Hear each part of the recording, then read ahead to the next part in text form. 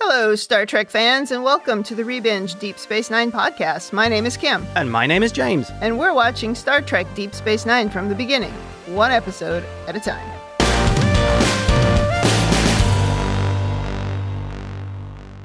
Welcome back to the podcast. Today we are on Season 4, Episode 12, Crossfire. This episode aired January 29th, 1996. Before we get into this episode, anything to say about the previous one, Paradise Lost? No, it was perfect. Thinking back on it, it was almost a letdown, like a big build-up in the first episode, and then the Admiral did it. And he just kind of walked out of the room quietly. It probably won't end up high on my list at the end of the season, even though I liked it. Yeah, I liked that one a lot. I thought it was a really good chance for Avery to show off his acting. And something I didn't bring up in the podcast was I loved Sisko's very impassioned defense of the Federation and Leighton's almost emotionless demeanor. I thought there was a great contrast between the two of them.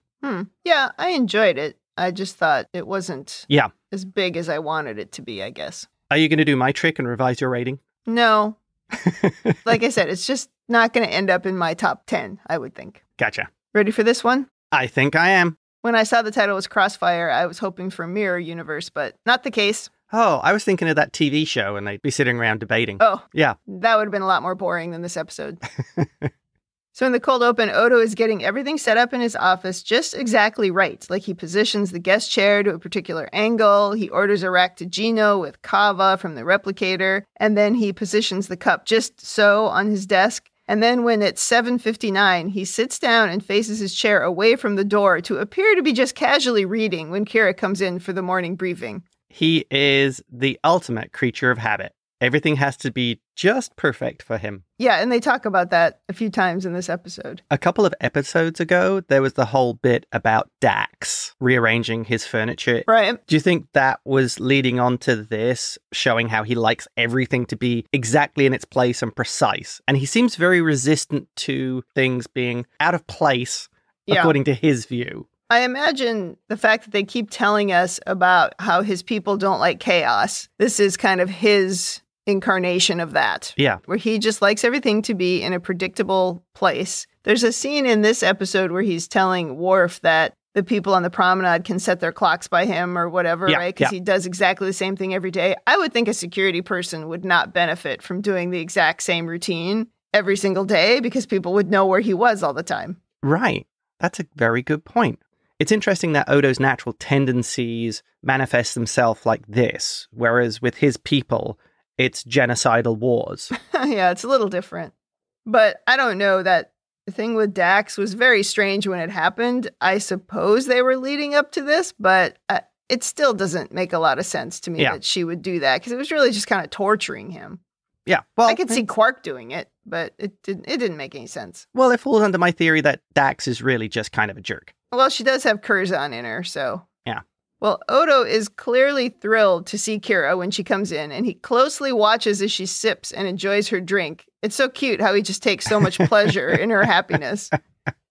Yes. They go over the security items, and we hear that First Minister Shakaar is coming to the station, and there have been some protests because of ongoing discussions with the Federation and the Cardassians.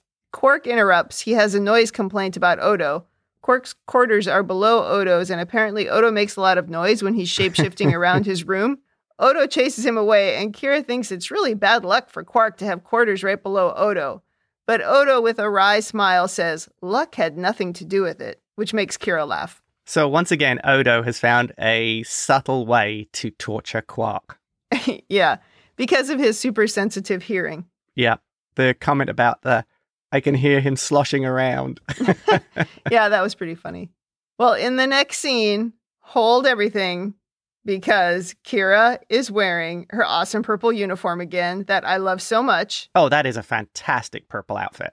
I love it. It's the Bajoran dress uniform, I think. Yep. And she's wearing it to greet Shakaar. And everybody's wearing their dress uniforms, but who cares? Who cares about Miles and his stupid dress uniform when you've got this amazing one? Yeah, and was Bashir hitting on Miles again? Yeah, because he was saying he looks good. Maybe. Yeah. I think Bashir just hits on everyone. That would make sense. Except the one guy who really loves him. Aw, Garrick. Yeah. Well, I don't know. It was hard to notice anything but Kira. That's all I'm saying. My notes say 15 heart emojis. In comes Shakaar, who we haven't seen since last season. But after the stunning look of Kira, they have completely destroyed this guy by giving him an inexplicable haircut. He looks absolutely ridiculous. What happened? I do not know. The big hair was like his superpower. Yeah. They've been in the mountains for days. They've been chased by people. Everyone is looking tired, disheveled, and he has perfect hair. I don't know. I imagine they thought they were making him look more serious, more political, but he actually just looks terrible. He's got these stupid bangs. It makes no sense on his face. I can't believe that nobody looked at that and said, what are you doing to that guy? He looks terrible. If they were trying to make him seem more like a politician and more polished, that haircut looks like a cheap haircut. Yeah, it's bad. They should have just left his Shakaar hair. Right. Everyone introduces each other, and then they head to a big crowd waiting on the promenade. As Shakaar goes to address the crowd, Odo calls to say that he's learned that someone is planning to assassinate Shakaar. Do you think it's Kai Wynn? She's always trying to kill somebody on DS9. Yeah. Although if your choice is this guy or Kai Wynn, like when you're voting, I don't know why you're voting for Wynn. You know what? Maybe it was the hair. Exactly. And once you got in, they cut the hair off. Yeah, they voted for the hair, and now the hair is gone. And so now they're like, forget it. Kill that guy. He's terrible. Oh, I have a theory. Yeah. It was a wig all along. And once he got into power, he actually took the wig off, and this is just his normal hair. All right, maybe. So let's address the issue that Odo has received information that there's a assassination plot against Shakaar, and everybody just stands there and looks at each other. Yeah, nobody does anything. In fact, I think this is where we cued the theme song. Yes, it is. It's like, why didn't Sisko and... Because they're like, again, and also they're thinking, well, Kai Wynn is not here. I'm sure he's fine. Kira should have said, have you checked the station for Kai Wynn? Kira could have said that. That would have been perfect. Did you bring Wynn with? Oh, no, we're fine. Now we go to Odo discussing the threat from a Cardassian extremist group called the True Way with Shakaar's staff member. But Odo is really more concerned about it than this guy is. Apparently, threats on Shakaar's life are not uncommon. Odo says his sources in the Cardassian civilian government drink tell him the Way has an operative on board the station. I might have left this line out, except, I wanted to say drink. This guy working for Shakaar and Kira both know that Shakaar won't cancel anything, so it doesn't make any difference what anybody says. Yeah. So Sisko tells Odo to beef up security. He says Worf will have to head up the Starfleet side because Snodgrass is away on leave. Is that a euphemism for Snodgrass has engaged his invisibility shield and they can't find him again? No, I think this is more, we have to give Worf something to do in this episode. So now he's in charge of security. So it's interesting that the Bajorans still seem to be suffering from a lot of factional infighting. Yeah. Given that there are these threats against the minister. And with all these people who've had military training or resistance training and were fighting the Cardassians, I would see the place as permanently a powder keg where somebody gets in a dispute and next thing you know, there's an armed insurrection going on. Well, I think that was definitely true in the first 2 seasons. Yeah. But this group, the True Way, is not a Bajoran group. True. I was thinking about the minister saying, he gets lots of... Oh, that he gets lots of threats. Yeah. Well, and they were also talking about somebody protesting at the beginning and drawing graffiti on the walls, and that guy, I think, was Bajoran. Right. Well, Odo and Worf are now working on security in Odo's office. Worf thinks there's too much chaos on the station to secure it. I think we all agree with that. Yes. And this is a real bonding moment with Odo and Worf over chaos versus order. Very much so. The funniest part of the whole scene is when they talk about how to make people who drop by their quarters feel unwelcome. And Worf figures he needs to work more on that to keep Chief O'Brien away. It's like Miles just wants a friend while his wife is away. I mean, 2 curmudgeons. Oh, definitely. Yeah, this is definitely a good bonding moment because it's showing how, even though they're very different races and different backgrounds, they both have very similar views of the world and of security. Worf even addresses the issue you've brought up, how much easier it is to secure and maintain security on a starship versus this station, which is in a permanent sense of chaos. Yeah, you don't need a bunch of locked doors on the Enterprise when you know who's there and you know the crew, and also when there's visitors, you know there's visitors, whereas the station is just in constant flux. Right, exactly. I'm more convinced now that Worf and Odo should really do lunches or dinners, and then they would just sit there completely quietly. Yeah, exactly. That would make way more sense than Odo hanging out with Garrick. That doesn't make any sense. Yeah, precisely. And I'm pretty sure afterwards, both of them would say, oh, they're such a good friend. Yes. We can sit for hours and literally not say anything. That's right. Well, now there are guards everywhere. I mean, like every couple of feet, we have another guard. They really sprang for the extras on this one. Yeah, and one of the extras even has a line. Odo is annoyed to learn that Shakaar wants to change the schedule for the day and visit the temple on the promenade, so this totally blows up the plan. As they walk, Shakaar tells Odo that he knows Kira trusts him with her life, so he will do the same. As people are shaking Shakaar's hand and holding up their babies for him to meet, Odo is suspicious of everyone. Shakaar is very tall, and he kind of stands above everyone, but it doesn't matter. I mean, the hair is so distracting, I can't stop disapproving of it. I did like the conversation that Shakaar and Odo had about how highly Kira thinks of him. Yeah. And how Kira's a good judge of character, and he can trust Odo because of that. Well, they talk about how they saved each other's lives countless times. If you go back to the episode Shakaar, they were very dependent upon each other as a group. Yeah. So, yeah, it was tight-knit. And I think that's something they try to show quite frequently about those little cells. That they were very tight-knit and are very closely bonded. Like a family substitute, because a lot of them didn't have families. You know, this ties back to something from the last podcast that Atiba said. The view of, like, a commanding officer seeing that people who reported to him almost being frozen in amber and not realizing that they've actually progressed. That I could see as a problem with those little tight-knit bonded groups. They'll all think of them the same way. How many of those people will actually progress? Look at Kira. Okay, but this is different because this is more like a family bond, I would say. Yeah. And what we were talking about there was he was almost assuming that all these people that he had worked with, or like Sisko, wouldn't have grown and changed and learned things along the way.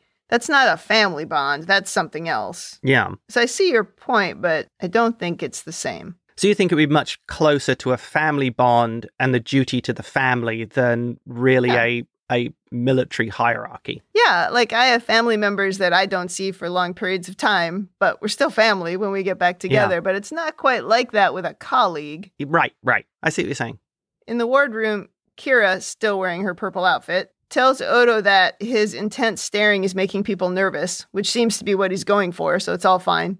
And then finally, somebody asks a question that I've been asking since episode 2 of season 3, when Kira asks Odo what happened to the belt he used to wear. I mean, used to wear is generous. He wore it for one scene in one episode. When he finds out that she thinks it looked good, he immediately reforms the belt around his waist. Kira seems so happy in this episode. She's very smiley and lighthearted. I think it's the purple uniform. I'm not sure. Also, it helps us see that she has this warm side of her that comes out when she's not with Dukat or she's not on a serious mission and, she's just being herself. Doesn't that worry you that somebody's going to die if Kira's happy? I'm afraid there is precedent for that, yes. But somehow Shakaar makes it through this episode. I did think he was going to be gone by the end. Yeah. Odo's reaction to this, I thought, also kind of made me laugh. To the belt? Because I felt like that was a total guy thing. If somebody you really likes an item of clothing you're wearing, you totally wear it again. Yeah, proudly. But yeah. Shakaar asks Kira to take a stroll, and this is when Quark notices the intense way that Odo is watching them. So Odo escorts them on their stroll around the station, and he's very disturbed by how Shakaar makes Kira laugh, and he gently touches her back. That guy is having a personal crisis right in front of us. Yeah, it seems to be really disturbing him. Yes. Later, when escorting Shakaar on his own, Odo asks him how the conference is going. And it turns out the Federation isn't too keen on fast-tracking Bajor into the Federation. Once they reach his quarters, Shakaar awkwardly asks Odo if he thinks Kira likes him, like they're in high school. It's like a very strange conversation that I'm not sure really fits with either of these two characters. No, and it seems like really bad soap opera writing. They don't do that on soap operas. This is straight out of high school. CW. Yeah, it's just painful to watch. It's so clunky. Yeah. The actor who plays Shakaar, he can do a great look of just despondent. When was he despondent? When he comes out of the meeting and he has that look on his face. Yeah, and he's like, ugh. I didn't want this job. Hey, that was like the Federation president. Oh, this guy's much more dynamic than him. Yeah. When Shakaar says he thinks he's falling in love with Kira, it looks like Odo has been stabbed in the gut. Odo doesn't know what to say. He thinks she's still grieving for Bareil. When Shakaar wonders if he should be more patient, Odo says, "That's what I would do." And it's so heartbreaking because that's what he is doing. Yeah. Odo quickly extracts himself from the conversation. I mean, you could say, dude, I love her, but no, doesn't happen. He runs away. Well, to me, Shakaar seems almost too open and honest to actually be a politician. Yeah, I guess it's because, or we're supposed to believe it's because Kira trusts Odo so much. Yeah. But no, it doesn't fit. Yeah. On the one hand, though, I understand why they would do it because they only have 46 minutes and you got to get to the stuff quickly. And so, this is sort of how they did it. But yeah, it's very clunky. I feel you could do it better than that. I'm sure you could. You have to spend more time with it. That's the thing. It's like that whole episode where Sisko was worried about Cassidy moving to the station and they did it too quickly and it was just clunky and horrible. The awful sitcom episode. That was a little bit this scene. Not the whole episode, but this scene. Although, another piece of advice for Shakaar is when he said that perhaps if Kira knew there was someone there who cared, it would help her get over the loss. That is an incredibly bad idea. Yeah, that's called rebound. Yeah. Well, in the wardroom now, Odo is scanning Quark's food and his employees as a security precaution. He does find a Ferengi eavesdropping device, and Quark plays dumb, of course, because that's what he always does. And when Quark says that he knows Odo loves Kira, Odo gets very angry and stomps out. He is not talking to Quark about this. Yes. It's like, your secret's out, dude. And as Quark points out, a very expensive eavesdropping device, which Odo deliberately drops into like the punch bowl. Oh, yeah. But stuff can resist the water in 300 years in the future, I would think. Well, good Come stuff. on. I thought he'd squish it with his hand. That would have made way more sense. Well, I have the feeling that the Ferengis are cheap. Yeah, that's a good point. And Quark wouldn't spring for the waterproof one. And he definitely wouldn't buy the extended warranty. No. Something else which I find odd, maybe it's me, why is Quark really the only one who seems to understand that Odo does actually have feelings and emotions? After everything to this point, how has no one else figured it out? I guess Quark has spent the most time with him, except maybe Kira, but the rest of them don't spend quite as much time with him. Bashir and Miles spend time with him like on the holosuite, so there's maybe not a lot of deep conversations. But no, I mean, Sisko should know. He's emotional. He's seen it. Right. Yeah. I mean, we've been saying this since the beginning of the show. Why does nobody respect Odo's feelings? Yeah. Yeah. Even Kira, which we'll talk about when we get to overanalysis. Well, now it's time for Odo and Kira's usual briefing, and he has everything in place, but she is 21 minutes late, which I have to say is exceedingly rude. She comes in without even a good explanation. She's like, oh, I didn't know what time it was. Haha. Ugh. Why wouldn't she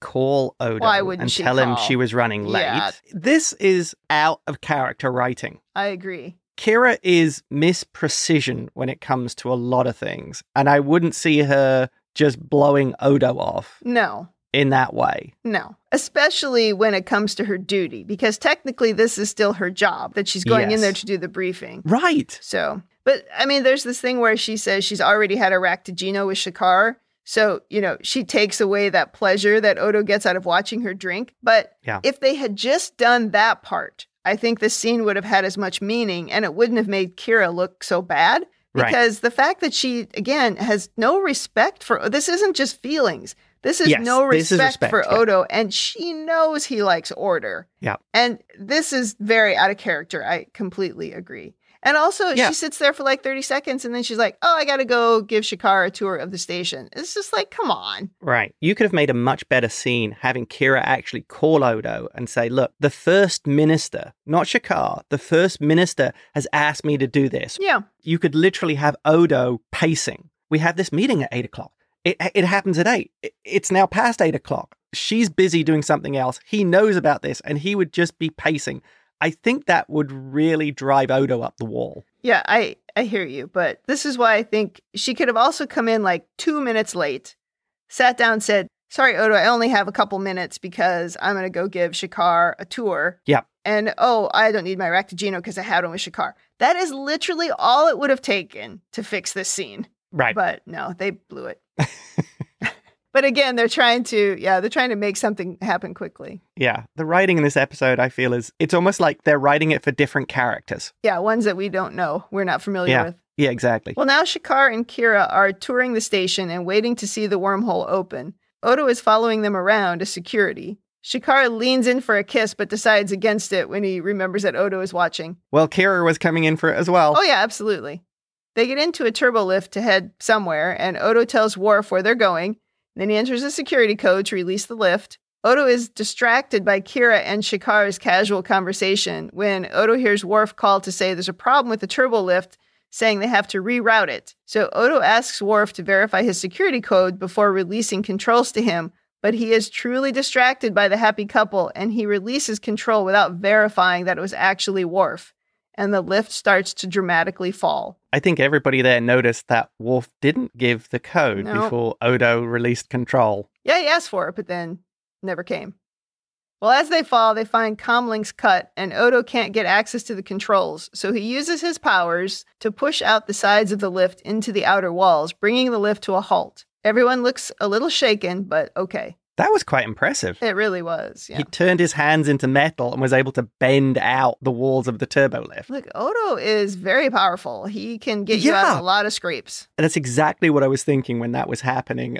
This is Kim's point about Odo is very powerful. Yep. Because he can be anything, anywhere, anytime. Yeah. He can't yet be anyone, but he can be anything. True. That makes me wonder, do you think he's stronger than the other changelings? No. Why would he be? Well, I was just wondering because, as we saw, again, a couple of episodes ago, where he was able to start merging with another changeling who was a far better shapeshifter than him. So I'm like, is he actually more powerful than the other changelings and can actually learn how to do these things or can override better shapeshifters? I don't think we have any evidence of that. Yeah. Now we go to Sisko's office and we learn that someone overrode the comm system and faked Worf's voice. Odo admits that he turned over control of the lift without verifying Worf's security code, which really surprises Sisko. He says he was distracted by a personal matter, but he doesn't want to talk about it, of course. Hey. Sisko gives him a "don't let it happen again" speech and says to find the person responsible. No ships are allowed to leave until this is resolved. Well, Sisko also says to err is human, but you're not human. But you're not human, yeah. I thought that was extraordinarily insensitive coming from Sisko there. Yeah. He was specifically pointing out Odo's non-humanoid nature. Otherness. Yeah. Yeah. Oh, wait, this episode is an absolute study in the laziest writing imaginable. Oh, man. I feel this episode was written in about 20 minutes when they were at the bar after the 4th round of drinks and they needed some filler. Yeah, what I was thinking while you were talking there was that maybe this had been written by somebody who just didn't know the characters because that's sort of what it felt like. But the guy who wrote this episode is the same person who wrote The Offspring, which is, I don't know, top 10, top 5 maybe TNG episodes. Data's daughter. Yes, exactly. Weird. Yeah. Because the other thing in this scene is, by this point, given everything we've seen, including the last 2 episodes, that relationship between Odo and Sisko would be much more of Odo would not want to disappoint Sisko or let him down. The dressing down doesn't seem to really fit. Odo would be the one beating himself up about this. Yeah. I would imagine Sisko would only have to say, Odo, dude, what happened? And Odo would be the one really taking it to heart. And this is probably something you know well about, Kim, of if you have an employee or a subordinate who's really dedicated to what they do, really takes it seriously, and something goes wrong, they make a mistake, they break something goes badly wrong, you almost never need to dress them down because they'll be beating themselves up over it. Right. I mean, that is sort of what Sisko did, except for the part about saying you're not human. I mean, he just said, because Odo said it won't happen again, and Sisko's like, okay, I totally believe you, right? So he doesn't really scold him or dress him down, but the comment about you're not human was uncalled for. It was a little bit speciesist, yeah. Yeah, I didn't like that scene at all. Oh my, okay. I didn't think it worked for Sisko. You're very protective of Sisko. He's better than that. Well, Sisko is human, so he can make mistakes. Okay. And Sisko's not always the perfect leader. We have some examples. Yes. But yeah, it would be nice if somebody pointed out to him, like Odo, I'm not sure that was really very nice what you said. Right. Although this might be revenge for all those times Odo have said, you humanoids. That's true. He does it, so maybe this is just how they talk to each other. It doesn't seem that negative. I think you've taken it very negatively, but I don't know. It doesn't seem that negative normally. So sometimes you just say things and you're comfortable enough with people that you can say them and you can just get on with your life. Okay, I will accept that. In the security office, Worf is not impressed with Odo's lack of focus on the job. They bicker a bit, and Odo says he's going to talk to Kira. But when he goes to see her, he finds Shakaar is in her quarters. So Odo stands guard outside and is a little sad, I would say, to find himself standing there all night. Yeah. He goes in to talk to her after Shakaar leaves, and she kind of cruelly talks about spending the night with Shakaar. She thinks Odo must find these personal relations silly. And she says he's such a good friend, and she's so glad he's the first to know, which is just, first of all, not something that women would say. So that's also a stupid line. Odo leaves without asking her anything, and he is dismayed. Taking something positive from this scene, at least the NPC got one line out of it. Yeah, exactly. One of the security guards got to say something. Yeah, so an extra got additional pay for the day. That's true. The scene itself was, again, yet more of the clunky... It was awful. Weird... almost juvenile writing. Yeah, not impressive. Kira's behavior's not impressive. The dialogue's not impressive. We go back to the security office, and now Worf has caught the True Wave operative responsible for the attack. Worf says Odo's deputies assisted him quite capably and are well trained. He says, "You are to be commended," and leaves. Wow, that's a big compliment from Worf. Yeah, but Odo appears distraught at having both lost the chance with Kira and a chance to arrest someone. Yeah. But yeah, you ought to be happy. Right. Well, now Odo stomps to his quarters and just starts destroying things. Is this the most reductive writing you could have for a character who identifies as male in television? Or could they made it a little bit more crappy? Well, I think the homophobic stuff was even more reductive. Okay. This is more stereotypical. Oh, it's... It's weak. Yeah. Oh, guy gets annoyed, so he has to go and smash everything. Oh, good job, people. But they used it for some important things. They used it to bring Quark to him, and they used it to show Quark that Odo is passionate. That's the thing. But also, I don't know that I agree with that. I think this is more like Odo is angry at himself and it's frustration, and he doesn't really know how to take it out. Yeah. But why would he take it out like this? He's never done this before. This, I think, is an example of they just don't know how to make him show it in a different way, because normally all he does is scoff. And that has really gotten old, and he can't just do that in this situation. So they have to have him do something physical. But I think they already kind of covered this area by the fact that he screwed up on his duty. That is so out of character for him. That was smart. This is just for crying out loud. But they used this for a couple other things. They used it to bring in Quark. They used it to solidify the friendship between those two. But I hear what you're saying. After the ad break, he's sitting on the floor disheveled. I mean, even his hair is askew, and I don't think we've ever seen that before. I actually didn't even think it was hair, so that was kind of strange. Well, it shows he's improving in his shapeshifting if he can actually do messed up hair now. I guess. Well, anyway, Quark comes in wearing his PJs to complain about the noise again, and he sees the mess. Odo admits that Quark was right about his feelings for Kira. Looking around at the destruction, Quark is shocked that Odo has this kind of passion in him. He tells him that he has to either tell Kira he loves her or get over it and move on, because now it's interfering with his job, which is true, and also with Quark's profits, because he always runs a pool when a crime is committed and they wait for Odo to catch the criminal, but this time Odo's too distracted. He doesn't tell him that Worf already caught him. Yeah. So Quark gives him a little tough love, claiming that it was just all business. Odo says, "Funny, for a minute there I thought you were talking to me as a friend." Nah, Quark says. Now, I might be leaping into a little bit of over-analysis here, but why is Quark the one doing this? I feel he is the most misplaced use of a character in the whole series to be giving Odo advice about love. Yeah. Or about relationships. Totally. The ideal person for this should have been Sisko. Is there anyone else there who truly understands the concept to have loved and lost? They had that one episode of Quark that was totally out of character for him, where he supposedly had a girlfriend from Cardassia, right? From the past. His love of his life, Gosh, yeah.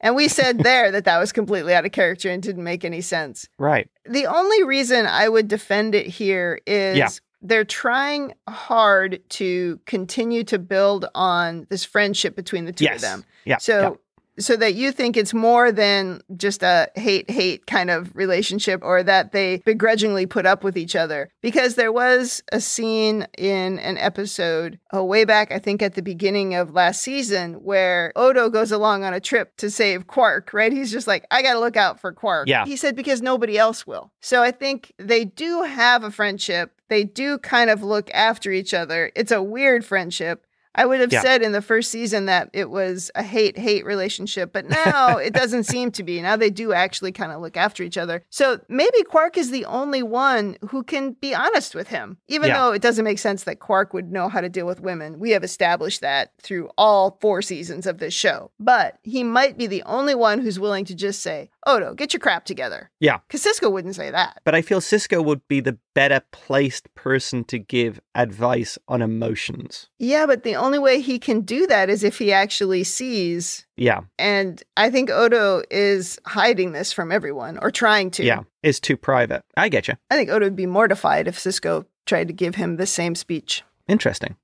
Well, Odo comes into Kira's quarters and he no longer has his belt. Not a good sign. Yeah. He says he doesn't think he'll have time for their Tuesday morning meetings anymore. He has scheduled additional training exercises for his deputies. She asks if something is wrong, but he covers, of course. Yep. Before he leaves, she asks about the belt, but he says he's just trying to keep to the essentials, which is a phrase that Quark used earlier. Ugh, that's sad. In Quark tells Odo that Shakaar and Kira are practicing his speech in a holosuite. Odo feigns disinterest. He's heard that the Federation may fast-track Bajor's entrance after all. Somehow he still has spies or listening devices somewhere.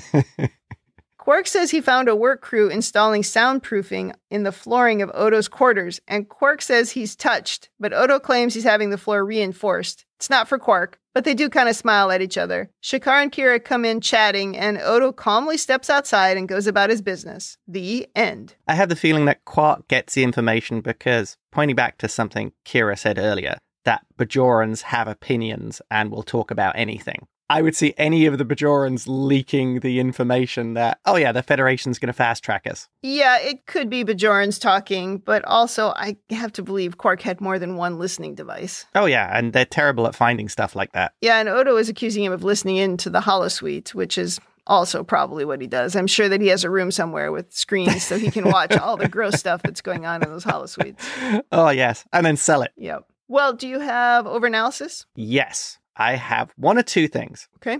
It seems Odo always seems to side with a very cautious approach. And I wonder if this is really an underlying trait of the changelings. Like when he has multiple security levels where he's looking for bugs, he's being very cautious. And I brought up in Paradise Lost, why would they send 4 changelings to Earth? They would probably only send 1 because of this very cautious approach of the potential loss of life of changelings. And I see that with Odo of, he's very cautious because it's their nature to be very, very cautious.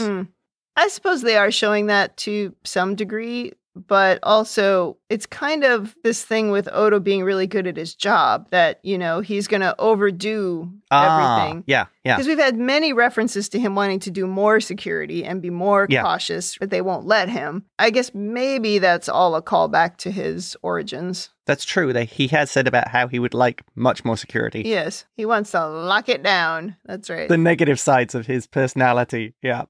Next thing, at the end, after Odo says just the essentials. Yeah. Does Kira figure it out at that point? No. Ah, interesting. Not the Kira in this episode. She's clueless. She's never been more clueless. I know. I thought that was the one redemption if she kind of figured out that, maybe there was something else here. But I will take your advice on that one. Yeah. Next thing.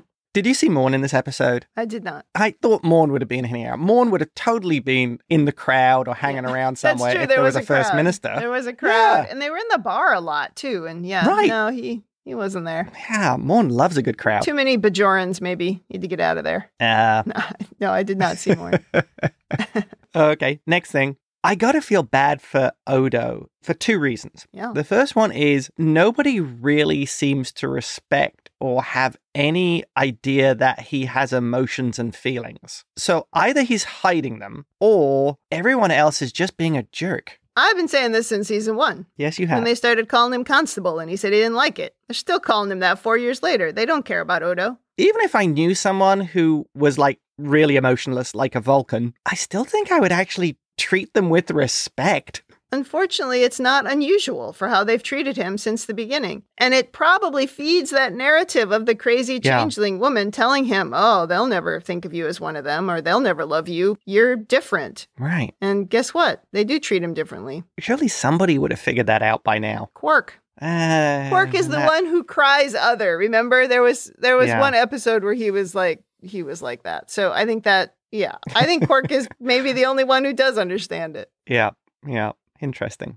And then the second thing is he seems to have no emotional base of how to deal with these things. No. If they had a counselor on the station, would Odo even talk to them? No, I don't think he would. And I kind of feel for Odo there. The character doesn't know how to express its feelings or even what I think he's feeling. And he doesn't even have his own people to reference to. Although, again, I think he's far more advanced than his own people. I don't think his people would even understand emotions. And I think that's the leap with Odo. Odo is, if you like, almost a fully fleshed, Odo is almost a fully fleshed being with emotions and with empathy. I think a counselor would find him very interesting. Yeah. Digging into the complex emotions that he actually has, except they're not the same as anybody else, really. But he's still got them. Right. And he's never really learned how to cope with them and to allow them to sort of mature over time. And that's the bit that I see as terrible. Yeah. And I mentioned to you before, Odo's supposed to be in his early 20s, whereas it kind of distorts it, the fact that we have this much older mature actor playing the character. Yeah, it's confusing. Yeah, exactly. And if you look at it as somebody who may be a late teenager or early 20s and hasn't had really any emotional growth, you could see it being very difficult. His character could have been very different, I suppose, played by a different actor. Yeah, if they'd focused on the youth of it. Yeah. Next thing. Yeah. If Odo gets depressed or despondent, why does he stay in humanoid form? Wouldn't it be better to transform into some animal that could smash things up better? Or just ooze onto the floor. Yeah, exactly. In a puddle. Yeah. That's how you feel when you're depressed. Right. You just want to be a puddle. Put on some Cure or some emo rock or the Smiths.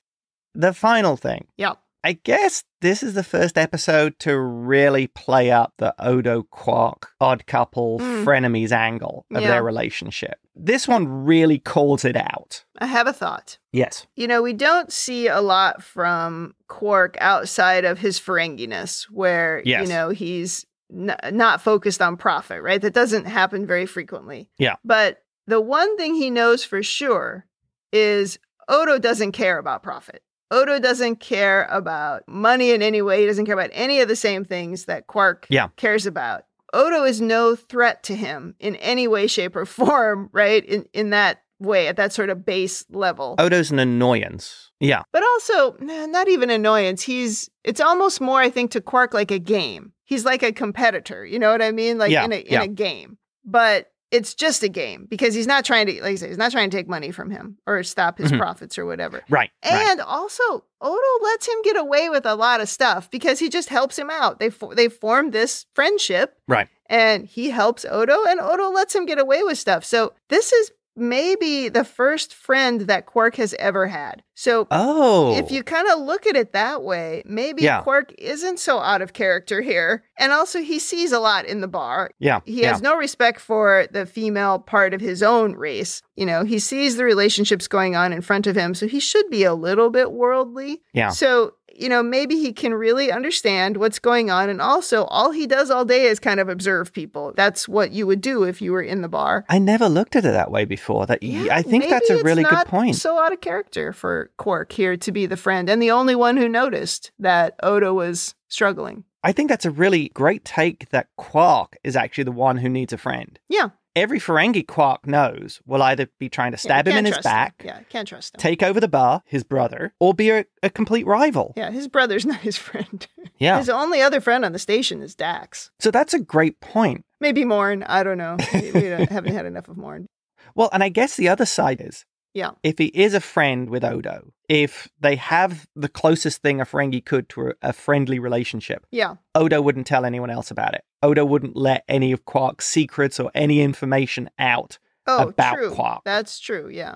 Yeah. And I would see Ferengi sharing anything would be seen as a weakness. Right. Because your business rivals could exploit it. Yep. And they're just so obnoxious generally, other races really wouldn't want to be their friends. So I feel like if you look at it this way, it kind of changes the paradigm of the thing you didn't like in the episode. Yeah. It does change the Quark dynamic. If Quark, as much as anyone else, needs that person he can have contact with or share a bond with. I mean, even it's kind of funny of Nog and Jake are friends. Yeah. And most of it is because Nog is not like a Ferengi. Oh, yeah. Well, that was my little overanalysis. Did you have anything else?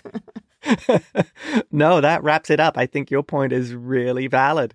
It's really interesting. Seriously, I've watched the entire series and I never came up with that dynamic before. Well, this is one of the very few times that, I didn't hate Quark in an episode. I actually liked that he was trying to be a friend and he wasn't being obnoxious about it. He was just being honest. And I liked their dynamic. Yeah. My only other thing that I had in overanalysis is something that we already talked about, which is that conversation between Shakaar and Odo just made no sense. I didn't feel that it was realistic. It was too far-fetched. But that was really the only other thing I had. Right. Well, let's move on to women in the future. I was really unimpressed with Kira's total lack of empathy for Odo or his feelings. I'm not sure I buy the obliviousness. I mean, I get that she might not have the same feelings for Odo that he has for her. That happens. Yeah. But to be so oblivious to them just feels really far-fetched. She's an adult. She's not a teenager. Again, that felt like the teenager writing, right? Yeah. I was just so unhappy with her lack of care for Odo's schedule, when she was 21 minutes late. We talked about that for quite a while. She knows how he feels about structure, and that's just not a nice thing to do to your colleague, let alone your friend. You don't even have to be friends to be respectful. I know I've said this before on this podcast, but this reminds me of something from my younger days where I had a friend who had feelings for me, but I didn't share those feelings. And I don't think I treated him a lot better than Kira did here. But I was not oblivious to them. I knew that it existed. And also, I was just a kid. So, I was stupid and that was my excuse. And I didn't know the right way to behave. This just felt so juvenile to me that she would behave this way and just miss it. Yeah. This is the woman who risked everything to go to Odo's homeworld with him when he met his people. Yeah. Out of character. Right. Well, let's go to rating. Might be interesting. Thumbs up, thumbs down, or neutral. What is your rating? It's very tough because it shows an interesting side of Odo. Yep. I feel it's a good episode, incredibly badly executed. I will go with neutral. It's so close to thumbs down, but I think what we get out of it, if you like, at the end, is kind of worth it. I didn't think that I would ever approve of this love that Odo has for Kira, because in the first couple of seasons, when they would just sort of hint at it, I was sort of, disturbed by it. I didn't like it. But I really liked Odo in this episode. I mean, yes, we had these scenes that the writing just seemed off for the characters, but I have to say that happens quite a bit from seeing, a scene or two here and there in various episodes. But when he was setting everything up in his office just so, I related really hard to that. I feel like you and I know what each other likes and, how we like things to be. And we do these kinds of things for each other and it's just natural. Right. And so that made total sense to me. So they kind of started off with that. And I was like, I get that. I see that. Also, I'm such a creature of habit and I take pleasure in those habits kind of in the same way that Odo seems to. And I don't like it when something interferes in my 9 cups of coffee in the morning, for example. I want it to be exactly how I want it to be, unless I decide it shouldn't be that way. So again, I was relating to that. And she's not over-exaggerating, listeners. No. Plus, oh my God, Renee Aubergenois was tremendous in this episode. The look on that rubber face, it hurt to look at it. Yeah. I don't know how he did that, but it was very good. You're right. So I'm going to give it a thumbs up. Really? I found it effective, even though you could pull out some of those crappy scenes and you could probably boil this down to a smaller episode. Yeah. And I would still get it. I wish they had done it better, but I thought that the performance by that actor brought it over the line to me, and it was effective. Yeah, I would agree with that. The person who saved it was Aubergenois. If this happened in season 1, forget it. Thumbs down. Yeah. Other than the weak writing, Auberjonois' portrayal of Odo in emotional crisis that he doesn't understand, it's the thing that makes this a neutral for me rather than a thumbs down. If you think about the way he was handling the crisis he was having at the beginning of season 3, where he was just scoffing and angry and annoying and being such a jerk, and a little bit of that came out here, but Quark called him on it. Yeah. But we have moved so far beyond that I'm just impressed. And what do I care about in Star Trek? I care about the characters. Yes. And I thought that this was good character development. I'm just going to have to get over Shakaar's hair, even though that was a total travesty of this entire show. But beyond that, yeah, I liked it. And I looked at Quark in such a different way than how you looked at it that I was able to view this positively. This is why we do the podcast. This is why we do the podcast, and we don't talk about it before we get on. Yeah. Although every now and then, like, you'll say something and I'll want to tell you what I'm thinking, but I don't do it. Although you can't help yourself, but I keep myself quiet. I'm more like Odo. I'll make occasional comments about things. Yes. It's usually the bad things that I will make comments on. Well, of course. That's what we all do. All right. Anything else to say about this episode? Nope. I think we will consign this one to the memory hole and I will never watch it again. Shocking. This is another one. I think this is the second time this season I've done thumbs up and you've done neutral. That's quite a shocker. I'm starting to get into the characters now, right? Or at least they're starting to work for me. That's great. All right. That wraps it up for season 4, episode 12. Come back next week for unlucky number 13. In the meantime, if you'd like to send us your own over-analysis of this or any episode, or if you'd like to say something nice, you can email us at rebingeit@gmail.com or tweet us at rebingeit. We're also on Instagram at rebingeit. And you can go to talkthroughmedia.com where you can leave feedback for individual episodes. And more importantly, you can listen to our new podcast, Star Trek Prodigy, a Rebingeit podcast, where we talk about the new animated series, Prodigy. And you can also listen to any of the other podcasts on the network. We cover all the shows. Thanks for joining us on the Rebinged Deep Space Nine podcast. That's it for me. And that's it from me.